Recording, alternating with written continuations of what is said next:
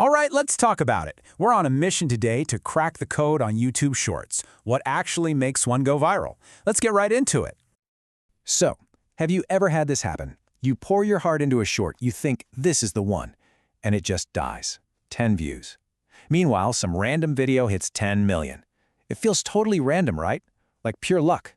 Well, I'm here to tell you it's not. There's a system, and we're going to tear it down and show you the blueprint.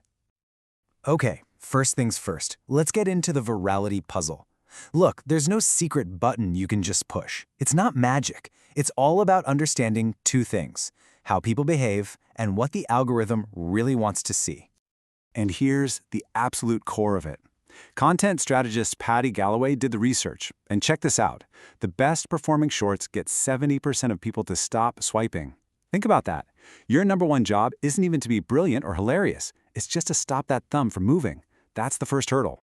You know, I saw a creator on Reddit who's actually making money from this stuff, and they said it perfectly. There's no secret formula. They said literally any video can go viral if it has two things. One, a viral idea, and two, it has to be so simple that, and I'm quoting here, both a 10-year-old and a 40-year-old can understand it. That's it. A great, simple concept is where it all starts. Okay, so that brings us to our first key, the human hook. This is where we get into a little bit of psychology, because forget the algorithm for a second.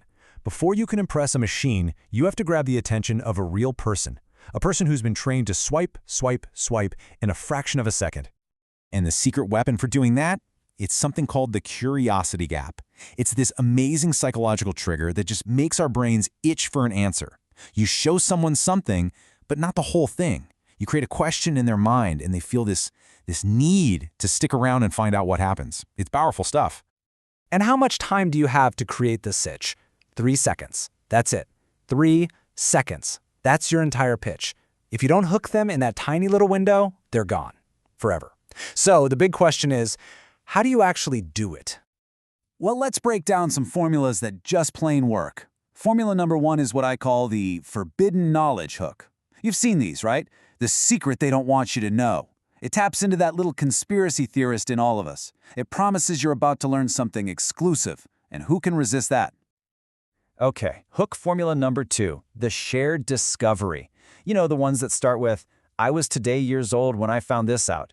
It's just genius because it's so relatable. You immediately go, wait, do I know that? And you have to watch just in case you're about to have your mind blown too. And number 3, the versus hook. Oh yeah, this one's a classic. iPhone versus a pro camera.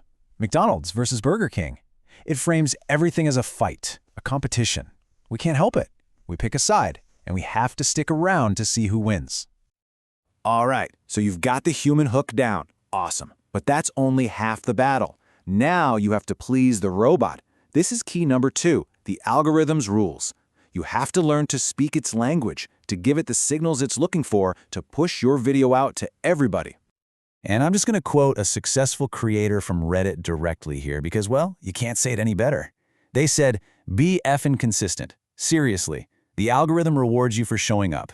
If you just post whenever you feel like it, you fall off its radar. The general rule of thumb? Post at least 4 days a week. Show YouTube you're in it for the long haul. So besides just posting a lot, the algorithm has this little mental checklist. Is your video vertical? 9:16. Are you using trending sounds?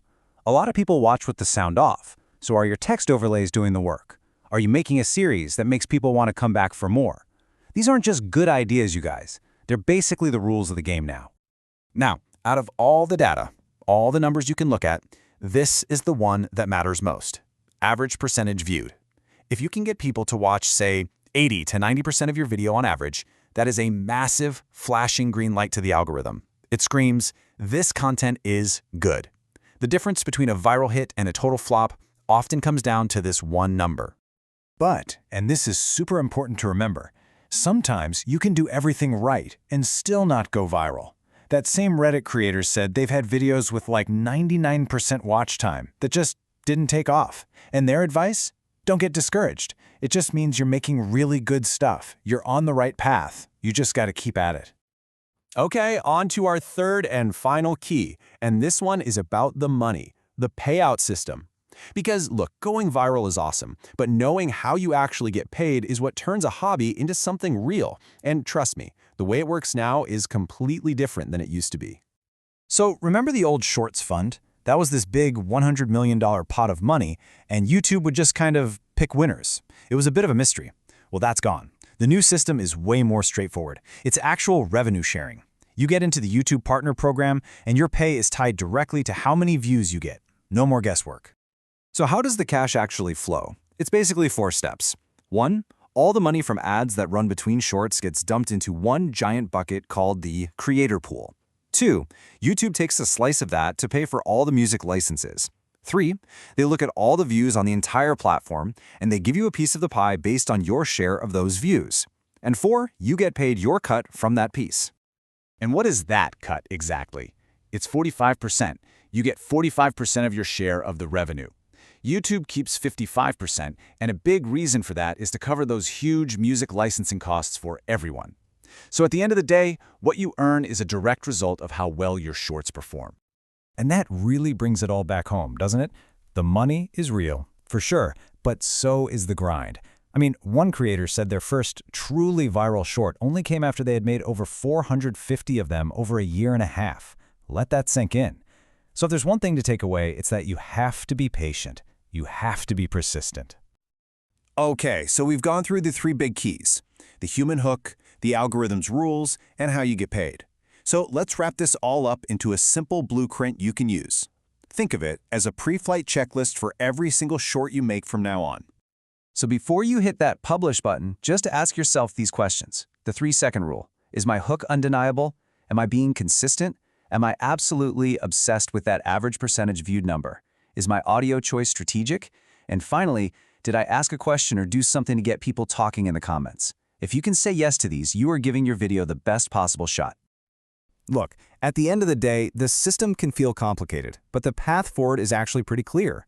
It's a mix of understanding people, understanding the machine, and just not giving up. Your next viral idea is out there, I promise you. The only question is, what story are you going to tell?